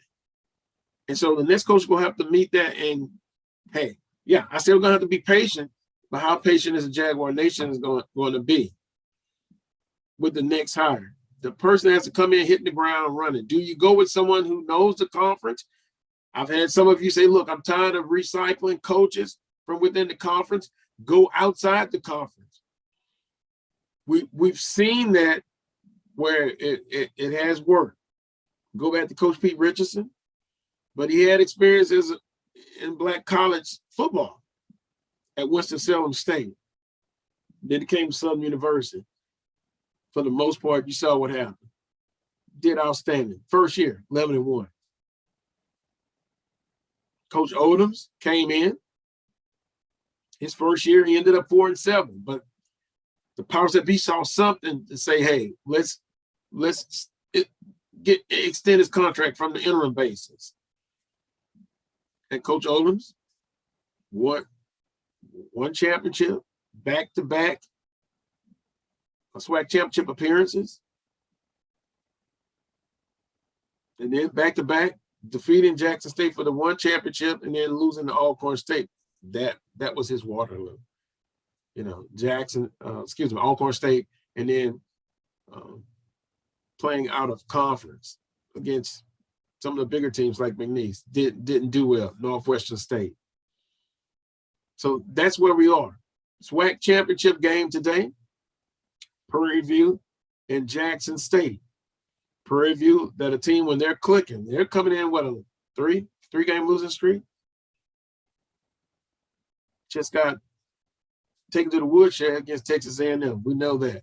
Lost last week to Mississippi Valley State, who, by the way, congratulations, a program that, hey, you've been in the battle. They have improved. Then a Jackson State team that's been consistent all year. Defensively, they only lost to ULM 12-7. Defensively, they get after people. They bring pressure. On the back end, they've got people that can play man-to-man. They're going to come after. That's going to be a great matchup. A Prairie View's offense that is balanced against a Jackson State defense that just simply comes at you. And then FAMU in the first round of playoffs in the FCS against Southeastern. Boy, I just thought FAMU had an opportunity, and I thought they should have ran the football. And you got to keep running, even if you're not having success at first. And you don't want to get into a shootout with Southeastern. Control the tempo, time of possession. Then you have a shot. But Southeastern, offensively, one of the best teams I've seen in recent memory. They can get it done.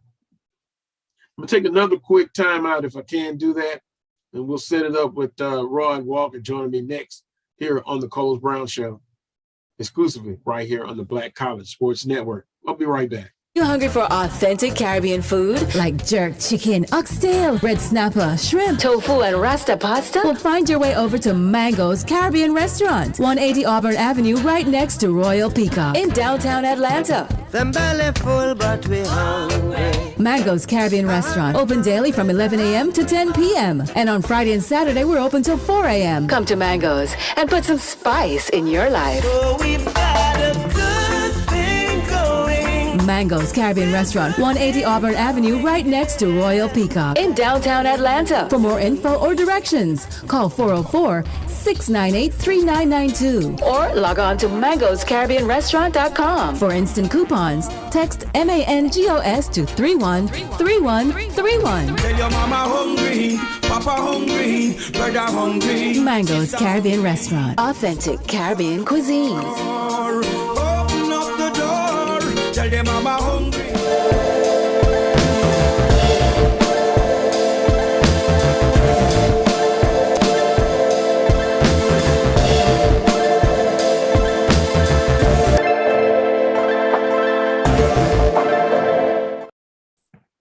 Welcome back to this week's edition of the Carlos Brown Show, right here on the Black College Sports Network. My next guest, and he's looking good, Rod Walker. Maybe he can give me some sanity in all of this. Rod Walker, at times picking you in the New Orleans Advocate. Rod, good afternoon for you. What's going on, man? It's a college football day. I'm sitting here, got Baylor and Oklahoma State on my TV, and I'll be watching TV all day, I guess. Yeah, I was messing with you before we came back on. I thought maybe you would be in Jackson, Mississippi for the SWAC championship between Jackson State and Prairie View. Yeah, I was saying, man, I thought about going and just talked myself out of driving and just decided to stay home and watch all these conference championship games on TV today. So I'm actually looking forward to seeing that one. I think, I know Prairie View's struggled here down the stretch, but you just never know. I think they have a good team, and I don't know how much they put into last week's game against Valley. I mean, they had already locked up the Eastern Division, so I don't know. I mean, I think they'll play well today, so we'll see. We'll see. 3 p.m. We'll come back to that if we can, Rod. You covered the Bayou Classic press conference. You covered the game. If I say I'm disappointed in the loss of Grambling State, and by the way, congratulations, Coach T. Graves, cut his teeth coaching at Southern University under legendary Coach Pete Richardson, but they got it done, Rod, in that ball game. So hats off to Grambling State. What were your thoughts about the game, and then coming into the game as far as the press conference? I think as far as the game, I thought Southern would win that game. I mean, just based on what we were seeing all season. And yeah, Grambling got it done at the end. And I thought Grambling, they probably played a little better than Southern that day. And that's what you want to do. And obviously if Coach Rollins, if he really wanted to keep that job, I don't know if, and I think that probably sealed it for him. I don't think he, I think they move in a different direction. And I'm sure, I've talked to, some people, just some Southern fans. Not people in the know, but I think most Southern fans I've talked to, they kind of want to see this, they want to see the school go in a different direction as far as head coach. Boy, moving in another direction. That's a famous saying at Southern University with hiring coaches. But, and we hadn't really talked about this part. So I'll talk with you, Rod. And once again, I appreciate you coming on. Attendance 55,000 back in New Orleans after years absent. What does it mean for the game itself in the city of New Orleans, having that Bayou Classic back in New Orleans? I think it means everything. That's where that game belongs. I remember talking to the Grambling quarterback, Elijah Walker, I guess. Yeah. I talked to him after the game and just asked him, how different was this than being in Shreveport last year? And he said, it's like night and day was basically what he said. And even talking to some of the coaches both coaches in the press conference, they both, you want the game in New Orleans. It's just New Orleans is the Bayou Classic. That's what a part of what makes it what it is. It's not just about those teams, but it's also about those teams playing in New Orleans. So it was definitely good to have it back. I didn't go to Shreveport back in the spring when they played, so I don't really know how it was. I watched it on TV, and it didn't feel the same. But I just think it belongs in this city, man. It just seems like a perfect marriage. And speaking of that, and you maybe can get a feel at the press conference. I just had to watch excerpts from there. Coach Graves, being at Southern University and at Grambling now, he seemed to be, and correct me if I'm wrong, and it's okay to disagree, Rod. he seemed to be more comfortable, at the press conference, the excerpts that I saw. But with Rollins, I don't know, his person, it just seems like he's kind of different.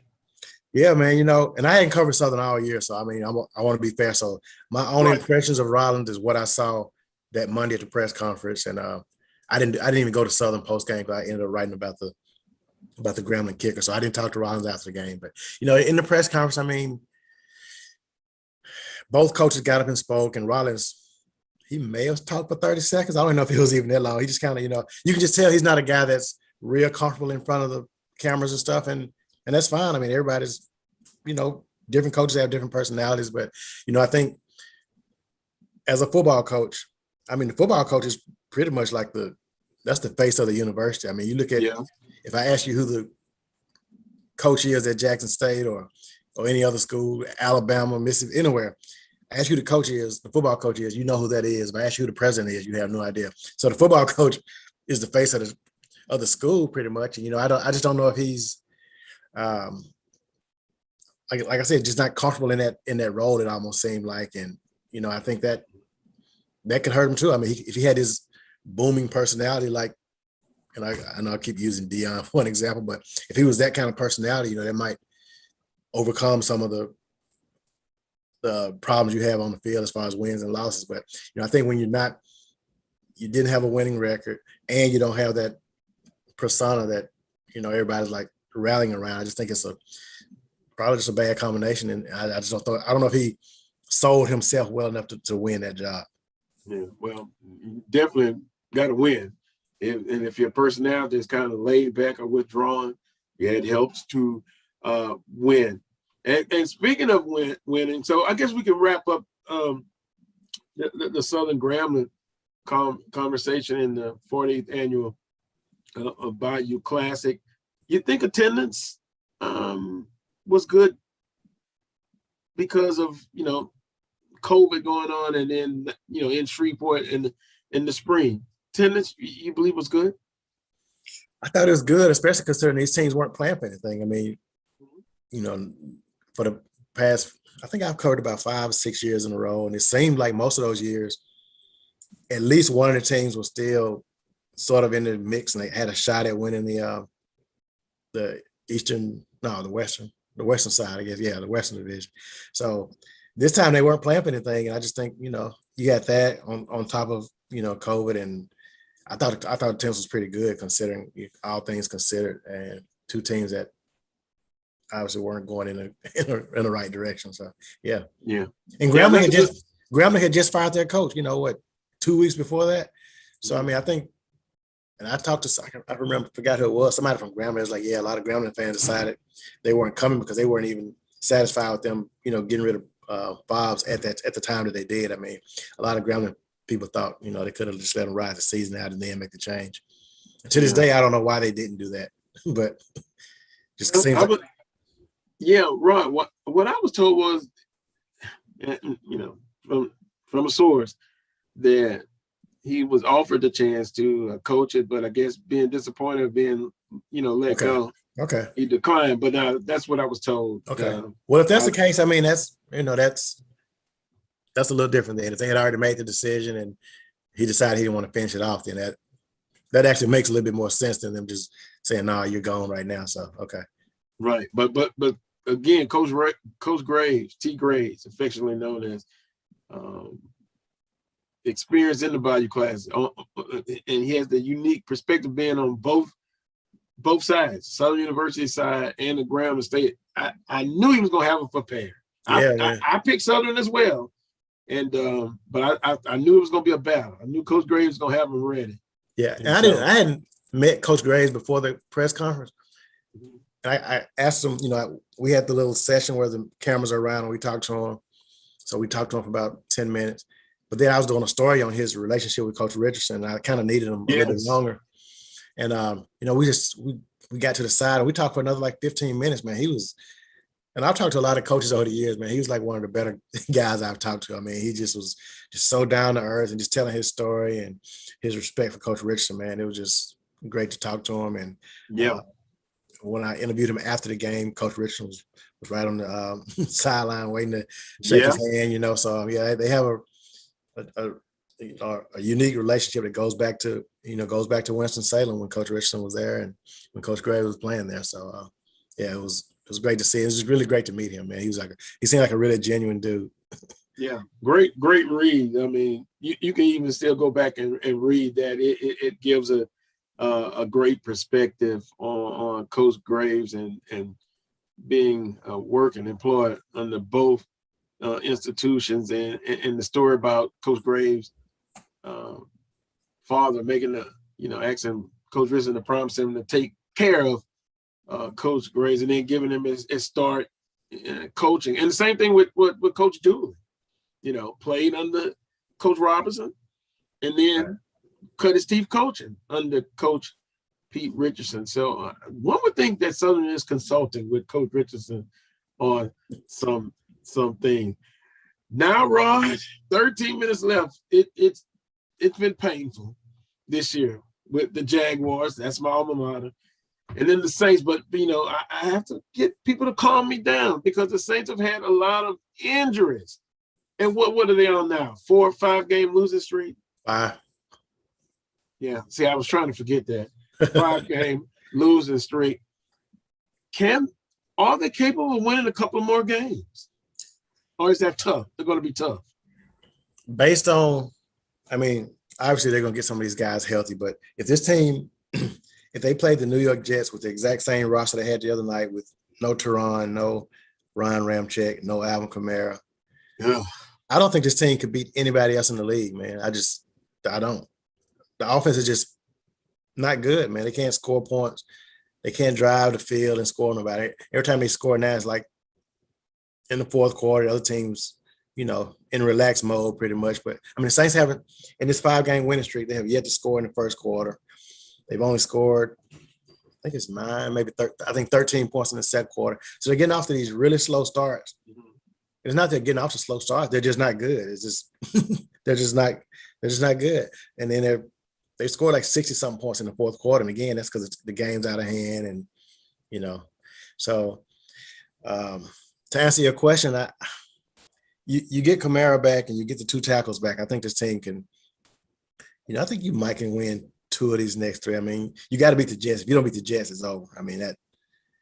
But that's not a game. That's not a guaranteed win at all. Going to New York in December with Taysom or Trevor Siemian, it's just not a good recipe to, to win a game. So it could be rough here. They go to Tampa still. They're gonna lose that one by 30 probably. Tampa's gonna drill them. You can write that down. They're gonna remember that first game. Right. Then after that, they got the 2 division games. They got the Dolphins at home on a Monday night. Dolphins are playing a little better. That was not a gimme. Carolina comes here. That's one you should win. McCaffrey's out for the season. You should beat Carolina, but they lost to him earlier. Then you go to Atlanta, and I don't know if that's so. Yeah, they're not gonna feel sorry for the Saints, and I guess, Rod, let's just say this. And by the way, we throw our predictions out, but we when you were on last time about the Saints. But what happens with Winston? And I know the injury is out for the year. Will he be brought back? Will they upgrade the quarterback position? Where else do they need help at? I guess I'm looking ahead to next year. Yeah. It's almost time to start looking ahead. To me, man, with Winston, I liked Winston. I think if Winston was playing this year, I think this team is. If Winston's playing, if Michael Thomas is playing, probably not even having this conversation right now. I don't think. They're still not a great team, but they're instead of being 5-7, they're probably 7-5. Somewhere around there. That's about. This isn't a Super Bowl team, even with Thomas, with everybody. It wouldn't be a Super Bowl team. But to me, I think if you can get an elite quarterback, because I think Jameis is good, probably a little bit above. I call him, I'm not gonna call him great, but I think he's a really good quarterback. But if you can get an elite quarterback, you can get Russell Wilson or Aaron Rodgers. I think you have to do that. If not, I mean, I just think, yeah, I mean, maybe you do roll with Jameis Winston, but they got to get some better receivers, even with Michael Thomas. I mean, those other guys, man, they're just dropping like routine balls. I mean, Kenny Stills has really struggled ever since they brought him back. I mean, he hadn't caught anything, you know, that first interception the other night. I mean, Stills should catch that. But this team just isn't good. They're not good enough to be making all these mistakes, and they just can't overcome them. I mean, they had these crazy penalties, and then obviously they got a bad call the other night on that blindside block, whatever that was. But everything has to go perfectly for this team to win. And when it doesn't, you're going to see a lot of these losses like we've been seeing the past 5 weeks. Ron, let me ask you this. The situation with Michael Thomas, do you have enough assets? I guess let me ask you a question. Michael Thomas, do the Saints part ways with him? Do they? Maybe to use to get a quarterback, but then you still depleted at wide receiver. Yeah, but I think if you can, I think they probably would. I think there's some receivers out there that, I mean, you probably can. I think Michael Thomas is probably more replaceable, and I like Michael Thomas a lot. I mean, I think he's really good, but I think if you got a chance to upgrade at quarterback, you have to just take your chances. But this team has to go into this offseason knowing that they're not good at receiver, because this past offseason, we talked about it all offseason, like, hey, the Saints need to get a receiver, and they didn't address it. They just assumed that, I don't know what they were thinking. They just said, okay, we're going to make do with these guys, because I guess they had guys like Colson, you know, those guys back in the past who weren't big names, and they made it work. And a lot of that because Drew Brees was probably so accurate that, you know, he was putting the ball right where you needed it, and you couldn't drop it almost. But, yeah, they got to address the receiver position, man. It's just they got to do something. And obviously, if you let Michael Thomas go, you really got to address it because you're losing him and then you got these other guys. So, yeah. I wonder what's the relationship between Thomas and Sean Payton and management. I don't know. Maybe I'm wrong, but I'm just sensing it's a disconnect somewhere. Yeah, I mean, it seems that way. And, I mean, obviously we had those reports about when his injury first happened and how that was handled, and the teams weren't, you know, Michael wasn't returning calls, and, you know, all those reports that we saw out there back in the summer. So we don't really know, but, you know, Mike's been he was on the sidelines at a couple of games. A lot of times I don't even know if he's there or not, but we don't get to go in the locker rooms anymore. So I don't know what the relationship's like, and I don't know how happy Mike is. You know, this is a guy that's, you know, he's played his career with Drew Brees too, and I don't know if he wants to. I mean, I'm sure he'd be okay, I guess, playing with Jameis, but man, you watch these last few games, like, man, do I want to come to, you know, play with this team? So I don't know if he's happy or not. I can't answer. He's the only one that can answer that. Man, and then defensively, the Saints, you know, I just think they're a tired defensive team. I mean, they're on the field. Some of your offense not giving you anything, and you know, looking at one of the, as they still best team in the NFL against the run. They can improve in the pass defense, but man, they're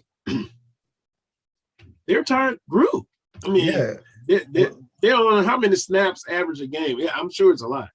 Yeah, I don't know what that number is, but I mean, you look at, because when they play, I mean, the defense still plays pretty good for the most part, but they'll give up a few big plays, and that's, you know, some missed tackles and stuff that you don't really see from them. And I think a lot of that's just fatigue, man. You've been out there and you get a little sloppy because you're tired, and that's where you see those kind of plays. And, you know, I mean, the defense, they keep you in the game, but man, they need to, you know, be able to get some help, and, you know, it's just not happening. I know the other night, even like when Marshawn Lattimore had that interception, I remember telling the person sitting beside me, like, man, he probably needs to take that one to the house because his offense is not going to score just because. Wow. I mean, yeah. I mean, you're right. They got to get help from it. I mean, defense has to score points, or special teams has to score points. Deontay Harris on special teams hadn't really given them a whole lot like he did his rookie season when he was all-pro. I mean, but that's how bad his offense is. They need help, like, you know, just any kind of field position they can get any advantages in that area. They just got to make it work, and, you know, they They don't do the little things, man. Taysom takes that sack on third down, takes him out of field goal range the other night. That's 3 points that we don't even know if they would have got the 3 points because the kicking game is so bad. So, I mean, that just kind of tells you, where this team is, man. They have to play like perfectly to win the game. It's rough. Saints, Southern. I guess my number 2 NBA team, and I take some heat for that. The Pelicans. Boy, isn't it? I mean, Zion. Wow. Not that I could talk. I mean, but goodness, he seems like he has been enjoying the food tremendously in New Orleans. And overall, Coach Green, outstanding young coach, but man, it's been rough for the professional teams in New Orleans. Yeah, and to the Pelicans' credit, I mean, they started 1-12, I think it was, but they're like 6-6 the last 12 games. I mean, it seems like they're doing some things right. Still inconsistent. I mean, they got blown out by Dallas the other night. Then they came back and beat Dallas, last night. So that's just kind of the ups and downs of this team. But yeah, Zion's the latest news on him is, we thought he was coming back really soon, and now they're saying, he had some more soreness in his heel, in his foot or whatever, and it's kind of pushed that date back some more. So tomorrow, I guess it's Sunday, he will have missed just as many games as he's played since he's came to the NBA. It's like, I can't remember the number, wow. 80-something. So he will finally help. Yeah, so I mean, that's not good. I mean, this guy's this is his 3rd season, and we haven't seen him a lot. When we have seen him now, he's been really good. I mean, last year he was phenomenal, man. And you have to think, if you put him on this roster with the way Jonas Valanciunas is playing and the way Brandon Ingram's playing, you think his team could be, pretty good with him. I mean, they'd be a hard team to stop, but man, you can't get him on the court. I mean, he's sitting on the bench in street clothes, and I know it has to be frustrating for these fans. I mean, they went through the same thing with, Anthony Davis, who was always hurt when he was here. So you hate to see it, but yeah. Wow. That's the state of Louisiana football. Tulane won 2 games. Southern and Grambling both had losing seasons. Other than Louisiana Lafayette's on a team that really did something this season. They lost their coach. He's going. Napier is going to Florida.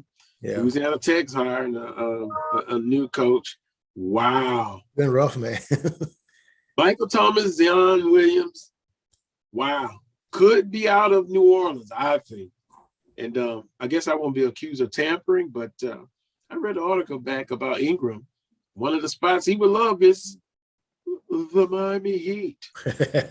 But I don't know. That's a different culture there in Miami, I mean, boy, if you got Williams in Miami, I bet you they will get him to be in shape all the time. It's a different mindset and culture there. But let me stop before I get accused of tampering. No, I mean, that's a lot of this is Zion's responsibility. I mean, it's his body. He needs to take care of it.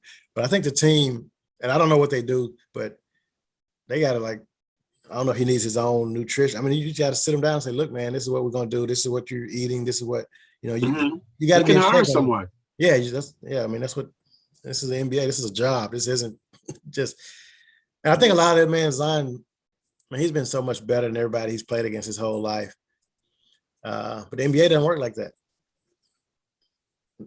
This ain't high school. This ain't college. You got to put some other work in. It ain't just going out there and being better and picking up the ball. You got to take care of your body. I mean, that's why LeBron's been so successful for so long. I mean, he understood the importance of, taking care of his body. Michael Jordan, all those guys. I mean, that's what separates the greats from in any sport. Tom Brady, all them guys, man. That's important. Well, appreciate the time. Quickly, Rod, prediction, or did you give it already? SWAC championship. Bro. Oh man, you gonna put me on the spot on that one? Oh, we know who are you gonna say, but go ahead. Oh yeah, we on the air. Some Jackson people might be watching this too, and I got to go back home one day. No, I do think seriously. I think Jackson State's defenses, man, they play pretty good all season long, and I do expect it to be a close game. I think Prairie View will play better than what we've seen the past 3 weeks. So I'm gonna say Jackson State 21. I'm making close. 21-20. Jackson State. Woo! Closer than I would have it, but what's your score? What you got? I got Jackson State winning, but I'm gonna say it's gonna be 35-28.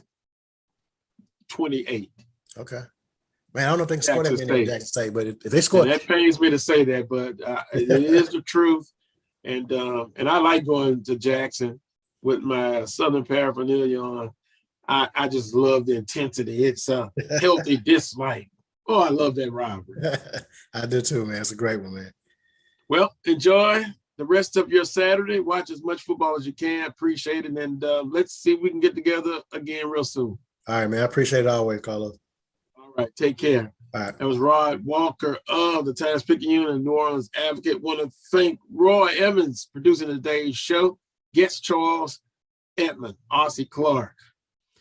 Also, Rod Walker. We didn't get a chance to talk with BJ Jones, but I'm sure we'll be able to get him next week. Don't forget Coles Brown Show every Saturday from 11 a.m. to 1 p.m. at Central Standard Time, 12 noon to 2 p.m. Eastern Standard Time, right here on the Black College Sports Network. Until next time, as always, peace and God bless.